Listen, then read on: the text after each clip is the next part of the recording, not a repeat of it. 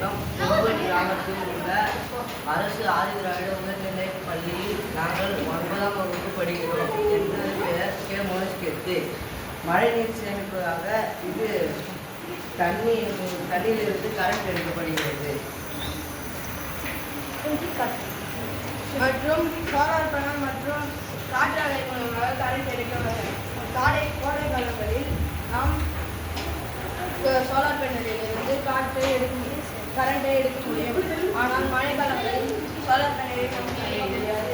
ஆனால் குளங்களில் இல்லாது சிறிய நீர்நிலைகளில் இது போன்ற ஒரு சிறிய அமைப்பு செய்து கொள்ளலாம்.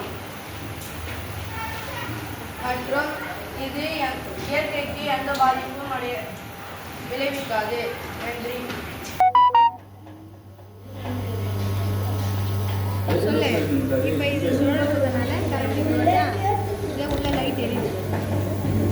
இங்கே சோலார் பேனல்னால லைட் எரியுது. சூரிய ஒளி மூலமாக கரண்ட் வருகிறது. அதை நாம் செய்து கொள்வோம்.